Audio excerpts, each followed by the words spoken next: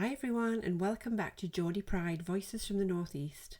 In the final episode of the season, we sit down with Laura Richards, founder of Idea Junkies and a Northeast native. We chat all about the fast evolving world of artificial intelligence, where Laura shares her story from growing up in Whitley Bay, teaching herself AI and building her business to support others and harnessing their big ideas. In this chat, we talk about the daunting challenges of AI in our everyday lives and businesses, from the way it's changing jobs to the unexpected ways it can help entrepreneurs and creatives. You'll also hear what makes the Northeast tech scene unique, Laura's hopes for AI opportunities in the region, and of course we have plenty of giggles along the way as well. But before you dive in, Angela and I just want to say a huge thank you to all of our guests for their time and conversations over the past few months in order to make season 2 a reality. We have loved connecting with you all and having a bit of fun along the way. And of course, thank you to all of you listening as well. I love hearing your feedback about what you've enjoyed listening to. We will be looking for guests for season 3 very soon, so connect with us on Instagram at Geordie Pride. Drop me a DM and I will get back to you. So for the last time for season 2, grab yourself a cuppa and enjoy listening to the wonderful Laura Richards.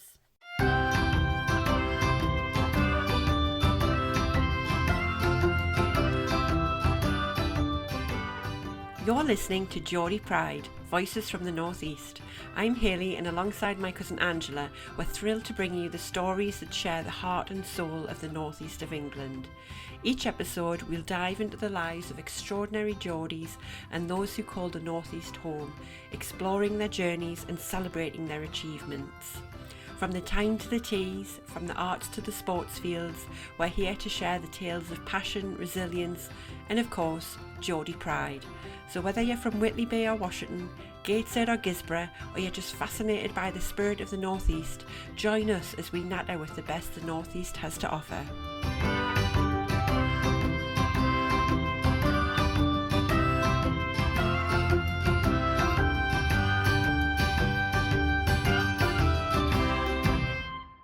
Hi Laura, welcome to the show. Thank you so much for joining us. Thank you so much for having me. I am very excited to chat tonight. So let's dive straight in. Do you want to tell us a little bit about yourself and what you do and your background in the Northeast, where you're from? Yeah, of course. So I'm Laura Richards. I run an agency called Idea Junkies, and I help people with big ideas turn them into a reality, get them out in the world, get them in front of the people that need to hear them. And I'm a Northeast native, born and bred in Whitley Bay, and I did what I think is quite a classic thing.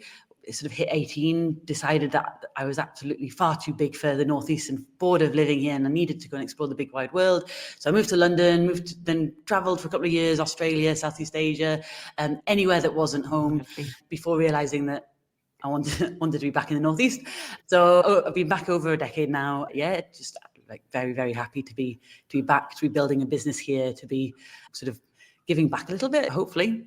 Brilliant. So what made you come back to the Northeast? Like, because you say Australia and Southeast Asia, that sounds amazing to me. I mean, I love the Northeast, but I can't imagine the compare.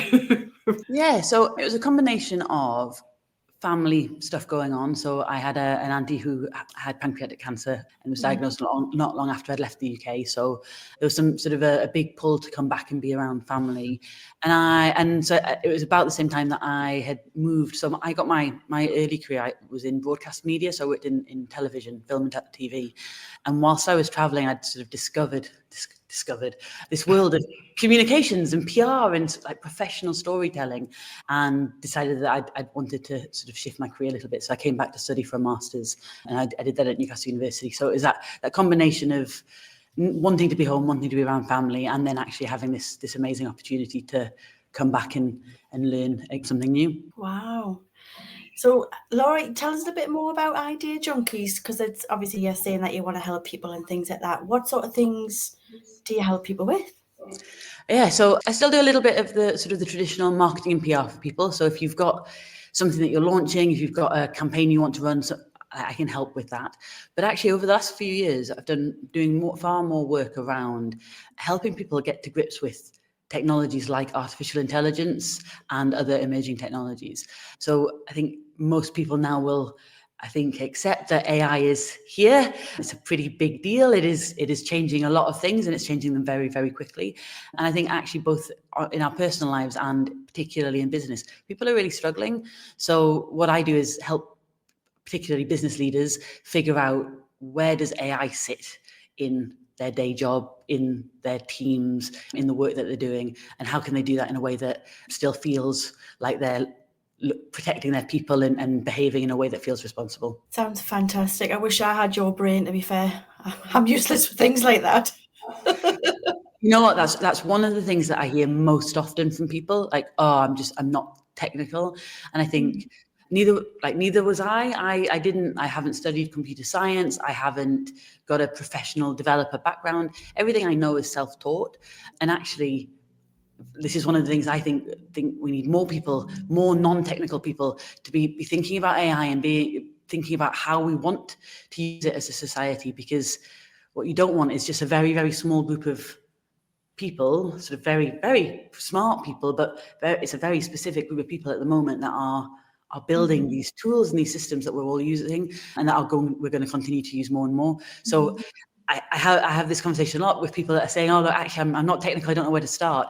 And that's where actually I think the biggest opportunity is, that we all need to be taking part in these conversations, because very genuinely, I don't think there's going to be a part of our lives that isn't affected by AI over the next decade. Is it things like new businesses that you help with? So like, say, I don't know, they want help with Instagram and posts and blogs and AI use and stuff like that. Is it generally that, or is it a broad spectrum of clientele that you have, or? Yeah, so I do still do some sort of hands-on helping people get there, sort of with their storytelling, if that's social media or working with journalists or content, sort of more broadly. But actually, it's more strategic than that. So it's about actually thinking as a business, where are we spending most of our time? Where do we have the biggest headaches? And where are the biggest opportunities? If we did more of something, where would we be able to create new jobs, sell more products, whatever that might be? So it's thinking about the business as a whole, and then figuring out where AI sits with that. Like, what do you? Because I use like different forms of AI. Like, I know there's like ChatGPT, Gemini, and all. There's so many different things out there, and they're all embedded in all the programs that we use now. Isn't it? It's just like it's everywhere, but it feels like it's come really quick. It's like, if you think maybe like 2 years ago, 3 years ago, like I wouldn't have been using anything like that, and it's changed so quickly. Like, I can't, like, how do you see in like 5-10 years time how we're going to be using AI, because how much we rely on it now in just that short period? Like, where do you think we'll go over the next few years with it? So I am not arrogant enough to think that I've got any idea about any accurate predictions on what the future looks like. I think that anyone who's claiming that, unless they are like Nobel Prize winning scientists, it's probably a little bit premature to be able to predict. The biggest shift and the reason why AI feels like it's everywhere at the moment is because of the development and the launch of these large language models. So that this is the sort of the code that underpins and makes things like ChatGPT work.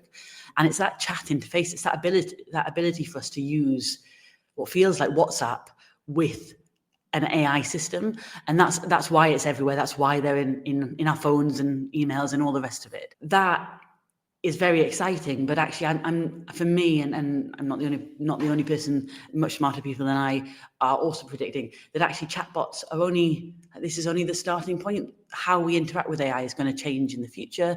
We're seeing a lot of quite interesting work at the moment around AI systems that are going to talk just to other AI systems. So actually, as users, as an example, if you were to book a holiday, you might not actually do any of the booking yourself. You might have an AI agent that talks to a travel agent's AI agent, and the two systems just talk to each other and get it figured out for you. So there's a lot of things that are developing so quickly that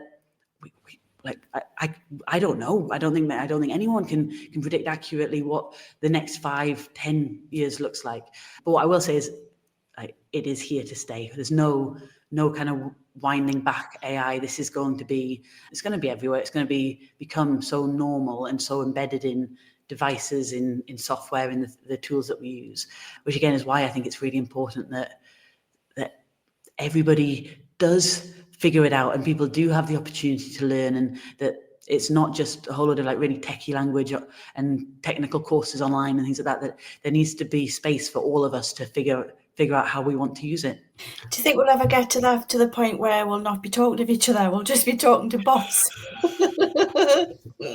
So I think I'm probably quite a natural optimist. So I think what we tend to see with any big trend is there's a bit of a pendulum swing. So the more, right now we're in this era, this period where everyone's looking for how do we get a bot, how do we get an AI system to do this thing for us. It'll swing back. Well, actually, I think I'm expecting that we're going to see this sort of human premium to come about, where people start paying more for stuff that's been made by humans. We value human output and human creativity more. And we're going to see more and more people craving in-person, face-to-face, sort of real-life experiences. And I think that's quite exciting, because it's great that we can have these, like here, we can have these conversations online, but actually, I think a lot of us are missing and are craving that real kind of those real physical experiences. So optimistically, I'd like to think that AI is going to be able to automate a lot of the stuff we don't want to spend our time doing, which should hopefully, in this beautiful utopia that I'm picturing, mean that we all have loads more time to do the stuff that we do want to do, and to get out in the world and to feel the grass under our feet and the wind in our hair, and actually spend more time with people in real life. Definitely. Do you think it's a generational thing, Laura? Do you think like the older generation are like, oh, I don't want to try that, or do you want to do with that? Or do you think it's kind of a bit of everybody that wants to try it? Or so there is definitely, so again, the research suggests that it skews slightly younger in terms of how quickly people are using it, or how ready people are to use it all the time. But as with anything, I think it would be an oversimplification to say once you hit 50, you don't want to use AI. And what I think is really interesting about this, I'm old. I'm an old girl. I've just turned 50. Well, so you clearly you do not look it, otherwise I would have not picked 50. What I think about AI, like, which we haven't seen with things like social media, is that it's because it's in all of the devices that people are already using. Actually, I think everyone is going to end up using it quite instinctively. The challenge to get people to use mobile phones has already happened. Like that really isn't that generational. There's not really that big a generational divide around device usage and stuff anymore. So yes, there's definitely a quicker adoption within certain groups, but no, I think this is for everyone.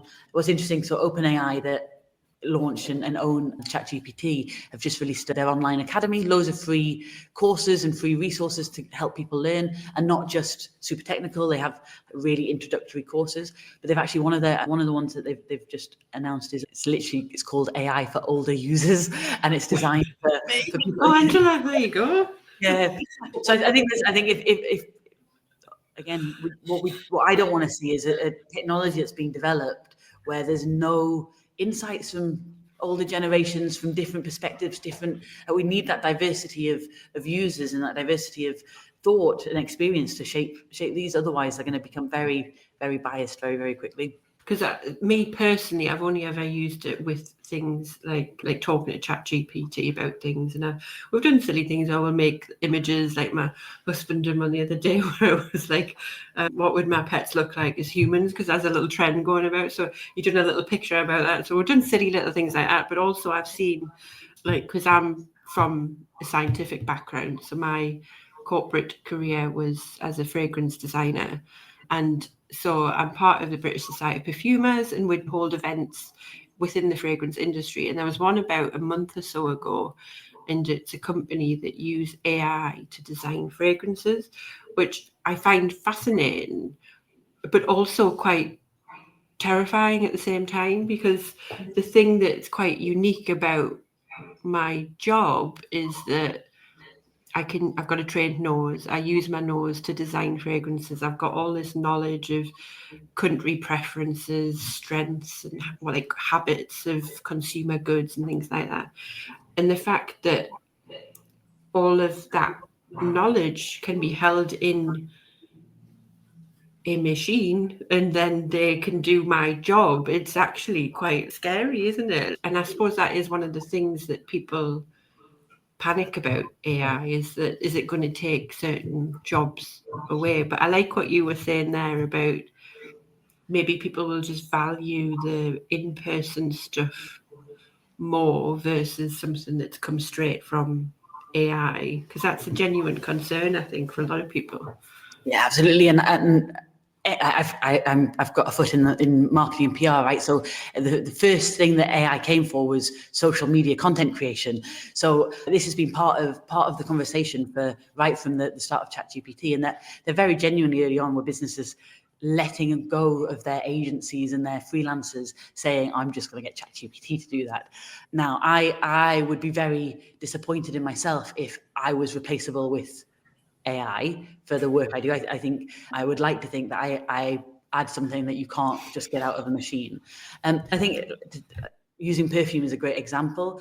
There are already people that don't want to pay for the craftsmanship of fragrance development. All of the brands that blatantly flaunt the fact that they're selling dupes of other brands' signature scents, right?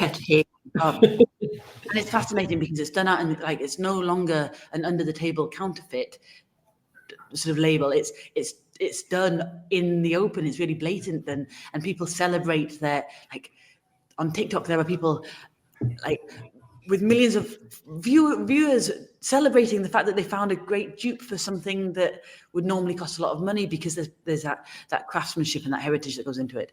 So like I say, I don't think this is anything new. It's just a new approach or a new technology enabling certain companies to do that. So in the short term, I think there will probably be across all industries, we'll see these kind of novelty products being launched where it's like, oh, AI did everything, and there'll be a high price tag because it's a novelty and it's a bit of a one-off and it's a bit gimmicky maybe.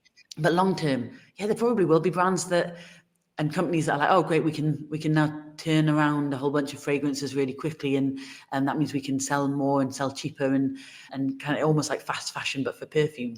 But there are still going to be people that don't want that, because they already value the sort of the signature sense of particular fragrance houses or whatever it might be. So this is what I was saying about that human premium. I think we're going to see probably a bit of a divide, and yes, more mass produced, more AI supported stuff, but equally that people who have a real craft aren't like that's still going to be needed. There's still a value there that people are still going to want to support artisanal products and artisanal processes. So I wouldn't worry. I think your job is safe. I do think that probably there will be, I would say you probably see lots of AI created this perfume over the next couple of years, but it doesn't mean that everybody is going to want something that feels quite synthetic.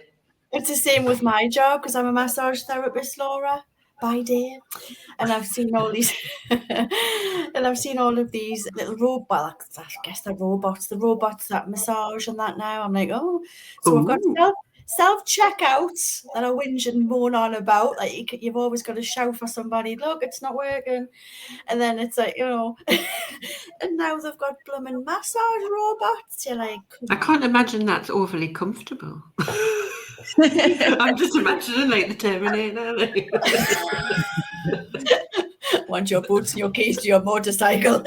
How does it work with like massage oil? Like, does that get into the? It just looks like a machine. You obviously lie in a bed, and it's like two like things doing that. I'm like, I can do a much better job than that. Oh no, we need the human touch, Angela. I know. So I'm thinking, oh. Talking about the Terminator though, it just like I've got this like fear of like the Terminator coming true, and it's like I feel like the older I'm getting, the more it's happening. I'm like, it's just there's robots coming to life, and it's going to happen anytime, any day. It's going to happen, and it's just a genuine fear of mine. It's ridiculous. Yeah. I think when you look at what's going on, particularly when you look at what's going on, like in the US with tech and politics, and terrifyingly doesn't feel that far, like that big a stretch anymore. So yes, I can see where that fear comes from. Take me back to the 80s, look, when you had a dial-up phone like that. Good The old dial-up internet, that like missing that sound. People that are gonna never gonna know that you had to sit and wait to connect to the internet, and that makes me sound really old because when you were a kid, your parents were always like, "Oh, back in my day." It is terrifying that that pace of change is just getting quicker and quicker. I know. Well, officially, I can say that. Back in my day, they had dial-up. Yeah, we've turned into our parents. Like, oh God, depressing, isn't it? So Laura, I hear that you had twins while you were all doing all of this. So how on earth did you do that, woman? So that's a funny story. Yes, so I have my twins are just over 2 years old. So beginning of 2023 they were born, and you know what? It was just one of those weird like timings where AI was suddenly getting, like, ChatGPT had launched not long before, and basically the whole Twitter wasn't the cesspit that it is today. Like there was still quite some nice people on Twitter. You could still have like good conversations, and yeah, I had twin boys who didn't sleep. They still don't really sleep, and found myself with a lot of time every night awake when, like, it would be me and one or both of the babies, and it felt like no one else in the world was awake except the Americans, who were just coming online after work at 3 a.m. my time. So I ended up part of this I had a really lovely experience with lots of American nerds getting really excited about what they could do with AI. And like, that's what it was. And people were like sharing things that they built and things that they like were testing, and prompts that they tried, and tutorials that they'd listened to or read. And so I was using, if I'm honest, using that as a way to stay sane and to stay awake, because like some nights I wouldn't get to sleep until 5 a.m. So like I needed something. So I'd be sat like for anyone who's had babies. So we were on a triple feeding schedule, but there were twins. So there was like, we're just awake all of the time, and just kind of nerding out on things that you could do with AI. So over the course, I don't think I'd have the brain power for that. How can you must be intelligent, Laura, because I don't think I could like be awake that long in my brain to process what I was reading. It was definitely not my like best work, but it was that thing of like, looking back, it was a bit of a clinging to it, because it was like my career was working in the tech sector, and I'd been working with and around startups for a long time. So it was that sort of clinging to something that was familiar when nothing else was. So it was fun. It was a way of staying awake. And over the course of a few months, I sort of realized that I taught myself to build AI powered apps, and from there it was like became quite fun sharing that with other people. So the first thing I built, whilst I was on mat leave, I built an AI powered dream interpreter. So you could put in your dream, tell it what you dreamt the night before, and you'd get this like AI analysis of what it meant. So yeah, there's still people using that today. Like, it's one of the things that I've built that actually people seem to really like. What's it called, Laura? Oh, it's called Dreamify, but it's like a private app that I built. Yeah, so yeah, just built a lot of things that no one's ever seen and ever used, that were a lot of rubbish. But that was one that seemed to hit like a little sweet spot. So yeah, so it was just, like I say, just kind of fortuitous timing in a way, and then obviously by the time I got back into sort of working after my mat leave, suddenly every business was now sort of panicking about AI, or super excited about AI, but maybe a bit sort of too enthusiastic, and like their CEOs were now writing every piece of internal comms using ChatGPT, and their staff were leaving in droves and all the rest of it. So yeah, just kind of hit that point where I'd managed to learn some stuff that was quite useful to other people when I got back to working. So it's been a lot of fun, if I'm honest. I feel very lucky that I get to talk about AI all the time, and sometimes people even pay me for it, so it's great. Added bonus. Where would you even start building an app? How do you talk to it? Like, because like I know you can do things like, because my husband's a right tech nerd, and he's got like, our house is like a whole smart house, so I can speak to my house and it just does things. But it's like, he's got like a thing where it's like, if this, then that type thing. Is it like that, where you just say, if this happens, then this is kind of the output? Like, yes, the short answer is yeah. That's an example of conditional logic, which is what powers most apps, software, and even to some extent AI systems. So I got started using. So there's a sort of a type of software, a type of sort of a whole bunch of different tools that are sort of loosely branded no-code tools. So the idea is that they help people who don't know how to write programming languages, so don't know how to code, to still be able to build software, websites. If you ever set up, like if you've used WordPress or Wix or Squarespace for your website, it's the same idea. Like you can drag and drop stuff, things are pre-built, you can just customize bits, but for software for apps. So I got started using those, and again, it was just sort of lucky timing that they were all also really excited about AI. So they all started building in AI capabilities to the tools that I'd already started using. So I got started with no code, started learning more about traditional programming and things like conditional logic, databases, how things work behind the scenes. And then I went quite nerdy with it. So last year, at the end of last year, I did one of the the government skills boot camps. So the government funds these boot camps that help people who want to retrain or upskill in different areas. A lot of it's around technology. So I went and did at Gateshead College, an 8-week boot camp learning how to program AI models and machine learning. So learn a bit more of like the code and kind of some more of the technical side of things. But it's just been kind of slow and steady, quite, I say, nerdy hobby. I'm just like very grateful that it also now seems to be something that I can do as a job, which is lovely. You see, I thought when you built an app, it was like it would cost you loads to kind of launch it and upkeep of it and all of that. So pretty much, are you kind of saying that anyone can kind of do this? I've got that kind of like logic to kind of learn along the way. Yeah, so like some of these tools make it really easy, and now it's even easier because there are tools out there, platforms out there that like you would type into ChatGPT to get a recipe, you can type into them and they spit out an app or a website or a piece of software. So that they're not that robust yet, but we're not realistically not that far off that. So it's easier and easier for people to build their own apps and software.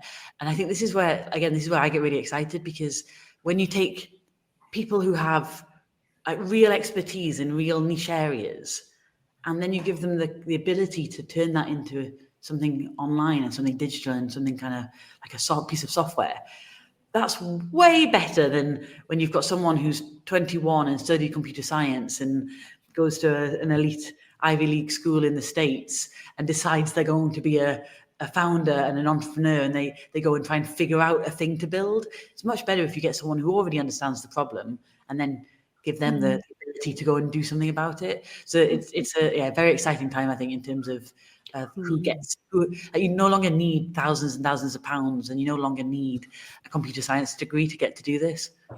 See, we know what Angela's doing tonight. You're going to get working on being the next tech multi-millionaire, aren't you? Billionaire. Listen, you took the words right out of my mouth, Hayley, because I tell you what, you're going to do a perfume one, right?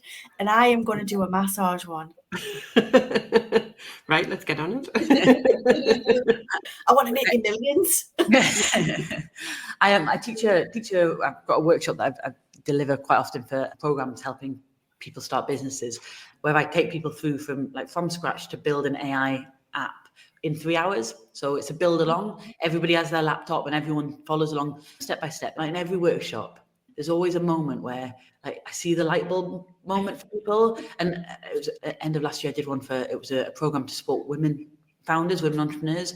There was 35 women business owners in the room, all for the first time learning to build AI-powered apps.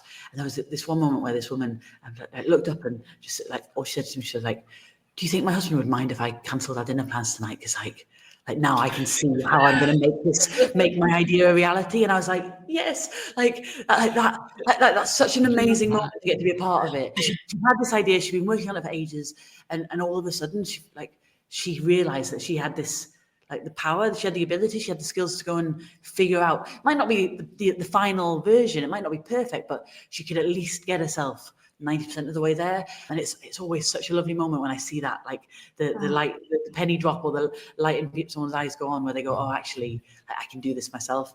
So like it's always great to see. And it is, like I say, I think it's a very exciting time for software development. Yeah, because it sounds like, because I mean, the reason why I ended up loving fragrance so much is because it's a really nice blend of creativity, but science as well.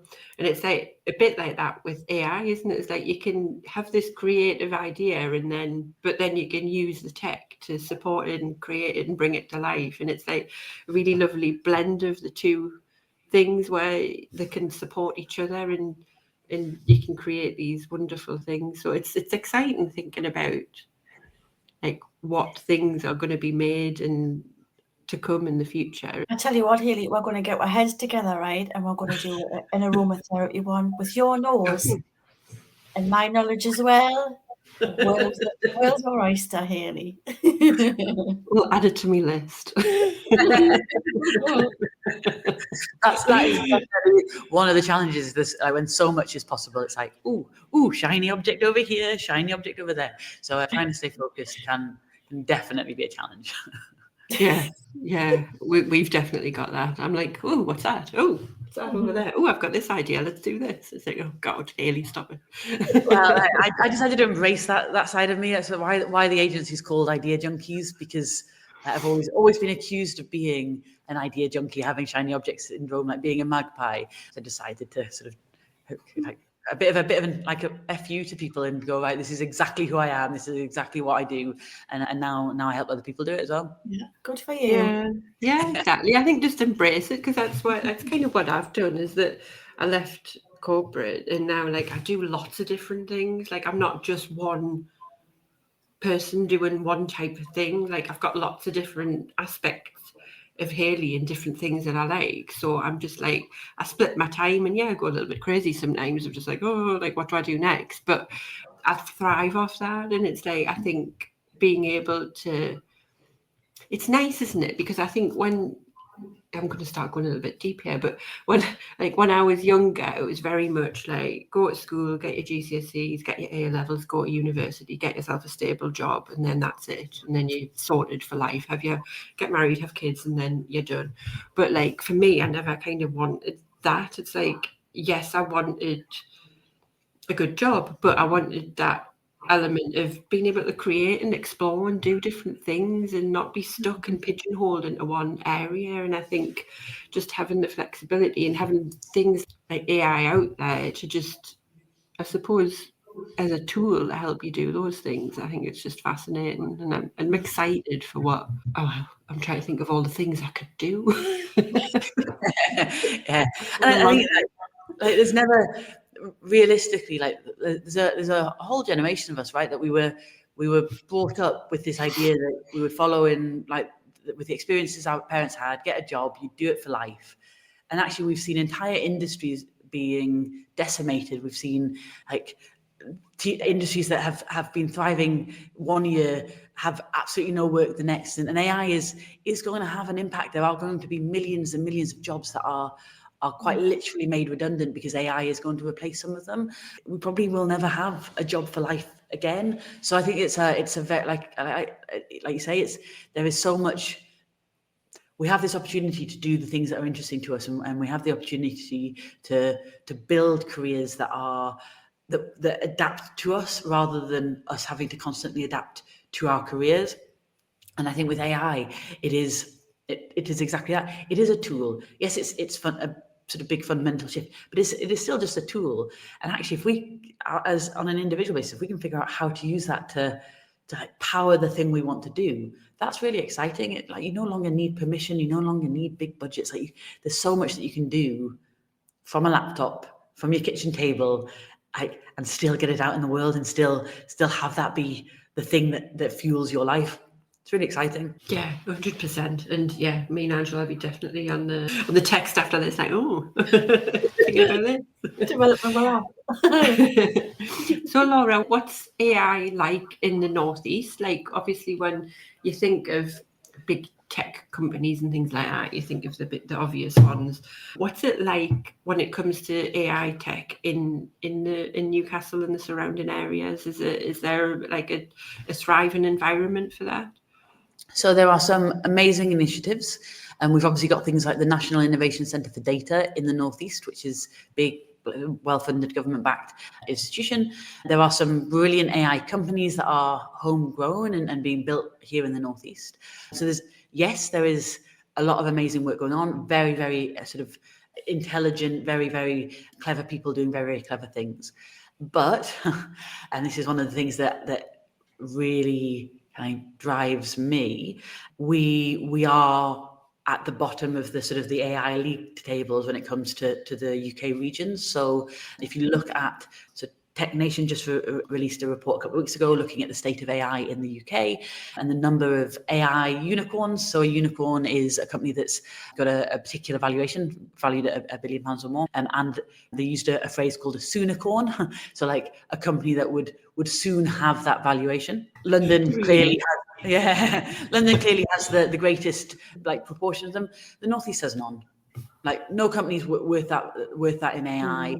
We're saying we have companies that are worth a lot of money in other sectors, but no AI companies that were identified in this report, and no companies that are apparently on that path or close to receiving one of those sort of really, really big, shiny, headline-grabbing valuations.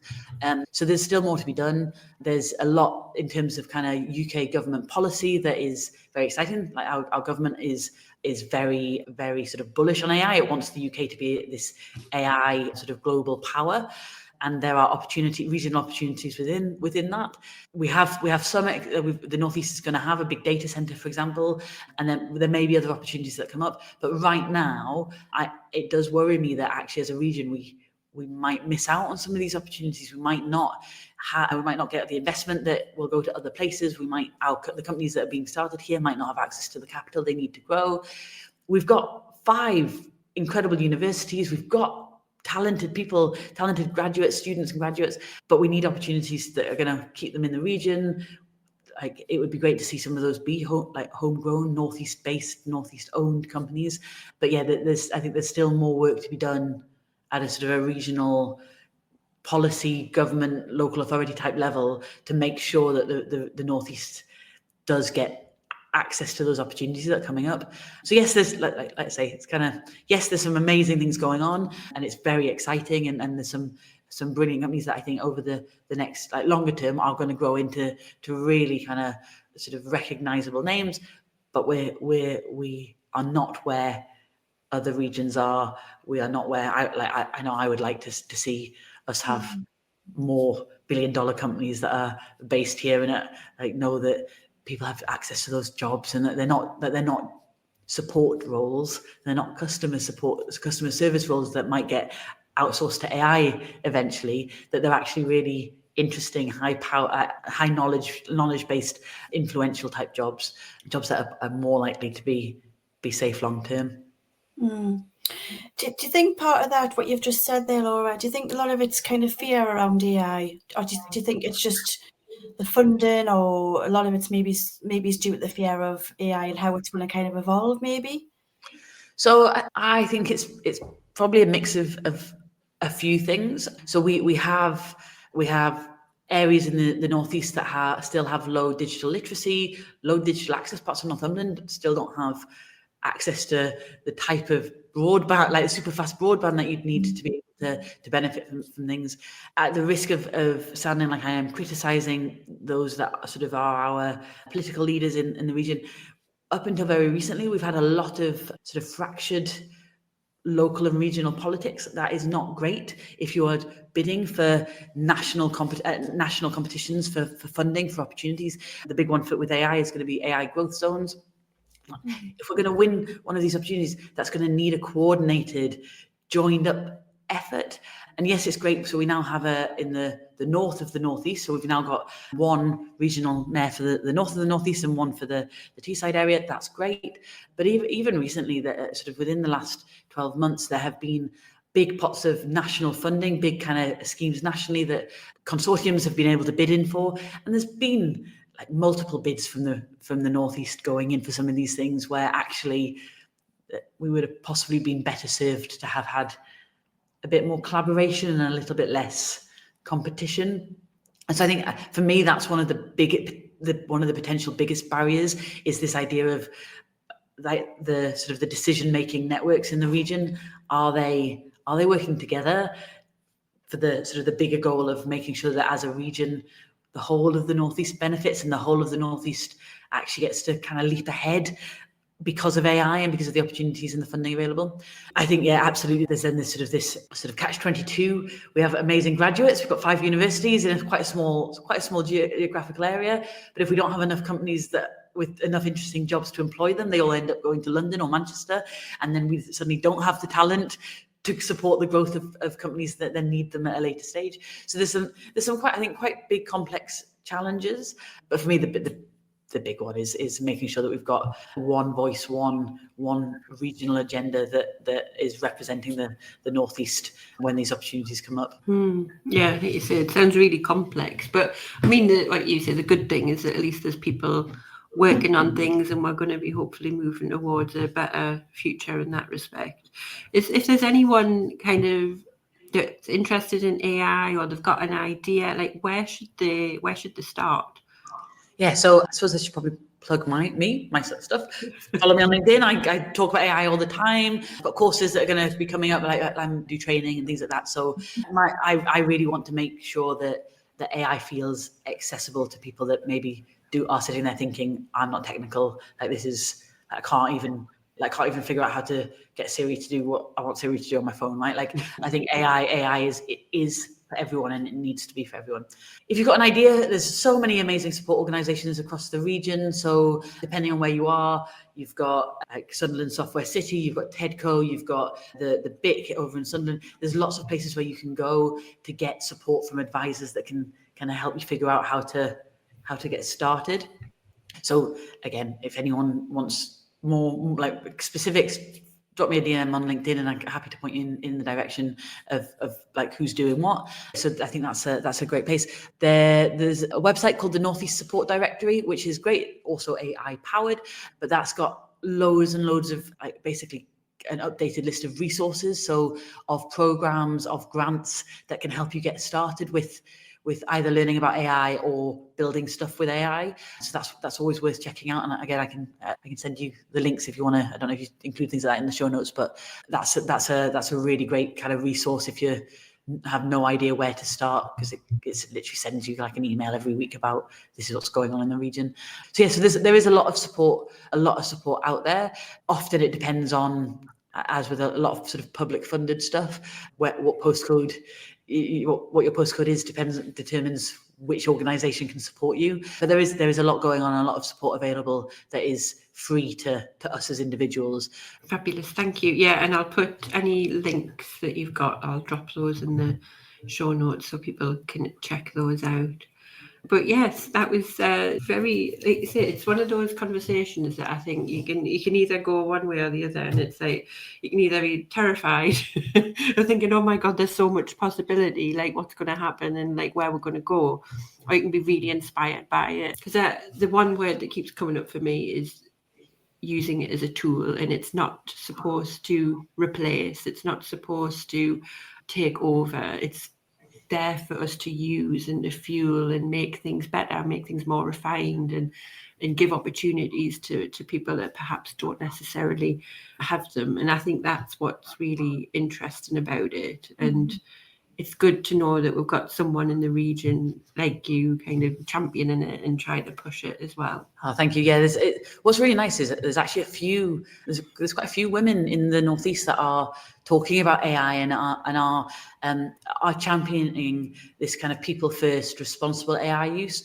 And that's, for me, that's great to see, because like I say, we need diverse perspectives. We need it not to be the same kind of I don't want to stereotype, but that kind of pale, male and stale. You just have to look at the kind of the headlines in the States, and you look at that lineup of tech advisors that are involved with the White House, and it is terrifying because it's so homogenized, and there's a lot of power concentrated within the hands of a very few people in a very few a very select type of people. We need more voices. We need people to get involved, because that's how we shape as users. That's how we can shape. We can push back. We can challenge. We can demand for these platforms, these AI developers, these companies to make sure that they're building in the safeguards that we want to see, the sort of the responsibility that the uses that we want.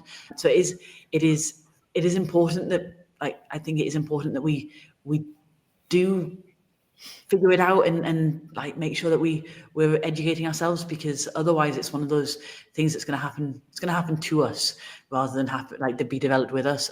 I think that's what scares. I think there's a lot of opportunity with AI. It's very exciting, but what scares me is the idea that actually we have a future that has been shaped by a very, very small group of already powerful people. That is a terrifying thought. So how do we get more people involved? How do we get more people understanding how AI works, so that they can, like I say, they can demand that responsible AI from the companies that are building it? And how do we make sure that as a region, our businesses, our schools, our organizations, our institutions don't get left behind? Because actually there's a real opportunity here. Should we go on to the quickfire, Hayley? Yeah, let's do quickfire. Do you want to go first, Angela? Let's have a look. One place every visitor should go to see the real Northeast. St. Mary's Lighthouse on a bitterly cold winter's day. That's true. You get a sunny day in August, and the beaches are flooded with people. Like, people travel from all over. Yeah. I've been on that beach when it's been snowing on New Year's Eve, like for every year growing up as a kid, and that's where you get to, like, the real Northeast. Yeah, there was one time we visited home, and I took I think they were probably about 7 and 5 at the time, and we took them to Druridge Bay, and it was all right when we got there. And then we got into the beach, and you just saw these massive grey clouds rolling in, and we're like, oh, it'll be fine. It's not a problem. And then the most torrential rain came down. My kids were crying. They were like, Mummy, why have you brought us here? And I'm like, what? This is brilliant. This is what being in the Northeast is about. Just don't take a coat. I think all Geordie lasses, don't take a coat. Well, as a kid, when we were at the beach as a kid and it started raining, my folks used to be like, well, go and get in the water then. Like, you're wet already. Like, it doesn't matter if it's raining, just get in the sea. So yeah, I think the proper Geordies are like a maid on a wet beach. Well, yeah, if we didn't enjoy ourselves when it rained, we'd just be miserable in the house constantly, wouldn't we? We're like, we've got to embrace it. Right, the next one. Best person to come out of the Northeast. Ooh. It's quite a hard one, I think, because we've got some crackers. Yeah. Like, all I can think is like the big celebrities, and like that's not that exciting. Northeast. Can we come back to that? This is not very quick for a quick fire round. Might have to come back to that one. I'm now stuck on Ant and Dec. We'll come back to that one. Go on, Angela. Not my actual answer. Yeah. Oh, well, this one's not highlighted on my list, but I'm going to ask it anyway since you've just nearly answered it. Ant or Dec? Dec. Do you know which one it is, though, or are you just saying it? I'm very lucky. I worked with them a couple of times in the early parts of my career, so I've kind of remembered which name goes with which face. Oh, well, there you go. There we go. My little girl, she used to think that Ant was Dec because she thought he was called Ant because he was so small. Every time I see them, I just think of that scene in Love Actually where he's like, "That's right, Ant or Dec." I'm like, oh, imagine if that's like you can't be separated from your double act persona. What are they like, Laura? Are they nice? You know what? Yeah, they were obviously, it was a professional setting, but amazing to work with. Like, very professional and like hit their marks. No one had to wait around. But yeah, very like consummate professionals. Yeah, they just seem like really nice lads as well, don't they? Yeah, they were. It was I used to work on Celebrity Juice, so it was for it was a very, very weird show, but yeah. I love Celebrity Juice. I used to love it. Yeah, I'm going to watch reruns of that now. So what did you do on Celebrity June? I was a production coordinator, so all the logistics, like kind of behind the scenes. So lots of probably the least exciting part of kind of TV production. I booked a lot of taxis. I checked a lot of menu choices, and just sort of kind of running orders and making sure that people knew where to be on what days, and we had the right equipment, and that things like some weird stuff like checking whether or not Vern Troyer had any allergies because we wanted him to be hit in the face with a squirty cream pie, like 1,000 tins of baked beans to fill a bath with baked beans for some stunt, like some very weird stuff, but also some very, very boring bits. Yeah. Oh, brilliant. That sounds like a really exciting job. There's 1,000,001 questions in my mind. I just can't answer. I'm going to run out of time. Right, next one is, what's your favourite local dish? Egg mayo stotty from Greg's. Love them. Yeah. I used to love them when I was little. Yeah. I like childhood favourite, egg mayo stotty from Greg's. Yeah. I mean, you don't need to say much more. We get it. Yeah. And you genuinely can't get them, even in a Greg's. Like, you can't get them outside the region. Like, they're obviously such a northeast thing. This is my problem, Laura, because I live in West Yorkshire now, and it really upsets me. I kind of get a stotty. So whenever I go home, I'm getting a stotty, and I'm getting me mince pie, because you kind of get them down here, and it's very upsetting. I'll post them up to you. We're going to get a sponsorship from Greg, so you're all right. We'll have get loads. Aspirations. Laura, can you make that work? Can you make that into an app? Right, next one. What does Geordie Pride mean to you in 3 words? So community. We've got a very strong community, and we're proud of it in the northeast. These are horrible. I'm so not good on the spot. I'm trying to think of one word that sums up like not taking yourself too seriously. And that's not 3 words. Community, humour, grit. Grit. I like those. Community, humour, and grit. Yeah, I think that sums us up pretty well. Good choice, Laura. Good choice. So the last one we had, I think you've already answered it, which is what's your go-to Greg's order? But egg mayo sandwich it is. Yeah, I think you should be sending this episode to Greg's. Get yourself 100%. Should we come back to your one that you were struggling with? Have you thought with anyone yet? I don't want to just give you like some. Like I say, I don't want to just give a name, because there's like this. Obviously, got great like comedians and sports people and actors and whatnot. I hope this might be a substitute answer. What's really nice is that we've got most of the big names that have come out of the region. What's amazing is that most of them also are giving back. Like, they all are championing causes, and actually they all take very few of them just go and like just be a celebrity and just enjoy this kind of big fame, like life of fame. And they all still do kind of come back and champion their local schools and local causes, and so that's always got a lot of great people coming out in the northeast. It's true. Yeah. I don't know one person. I can never go on like a pointless style game show, I know loads of great people, and I cannot think of a single name. Chris Ramsey or his wife, I don't know. I love them. I'm gonna have to phone it in. Yeah. We'll go Chris and Rosie. You're gonna wake up in the middle of the night and go, I'm like, this person's done amazing things. Game show brain moment. So could not tell you a single person. Doing better than me. Like, if I was put on the spot with that, I'd probably say someone who was from like London or Liverpool or something. We have some very genuinely inspirational sort of public figures that have come from the northeast. So just picking one is very difficult.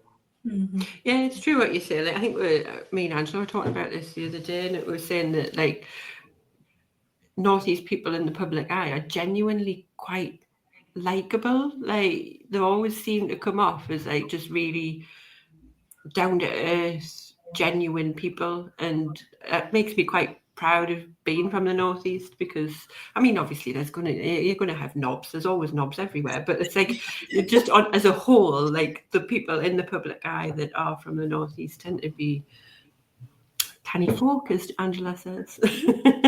So before we go, Laura, is there anything else that you want to share with our listeners? Any upcoming projects or events that you've got going on? Yeah, so I've got my very first course is going to be coming online very, very shortly. So it is a sort of a 0 to hero, become a ChatGPT super user. So it takes you right from, you don't even have to have tried the free version, take you through everything from how to get set up, how to make sure you're using it safely so that you keep all your data like secure, you're not giving away anything that you don't want to give away, and then how to use it, all of its advanced settings to automate things and to help with research and business and a whole bunch of other stuff that you can do with it, which is really cool. So that's coming out. It should be in next. Where are we now? In the next month, that'll be going live. So if people are interested, the best place to find me is on LinkedIn, where I literally talk all the time about AI. Fabulous, and we'll include all those links in the show notes as well. Thank you. Is there anywhere else that people can follow you, or is LinkedIn the place to go? Yeah, it's LinkedIn. I'm not a big social media user, but LinkedIn it's still got nice community vibes on there. So I spend quite a bit of time sort of, let's say, talking about AI and sharing stuff I found and trying to answer questions on there. So fabulous. And me and Angela will probably sign up to your course now. Get more ideas. I'm not joking. Probably will. It's amazing that with just one subscription, the breadth of things that you can do with ChatGPT beyond just get it to write a social media post or tell you what to have for dinner. It's incredible. Like, it's such a powerful tool, and if you know how to use it, like use all the different features, it can save hours and hours a week. So yeah, this is step one, and then hopefully be able to sort of put on more training and stuff in the future as well. Fabulous. I look forward to seeing it. Lovely. So thank you so much, Laura. It's been great chatting with you. Thank you for spending your evening with me and Angela. Thanks for having me Really and appreciate for letting me nerd out about AI. It's always a pleasure. Oh, well, we're big geeks too, so yeah, we're embracing it.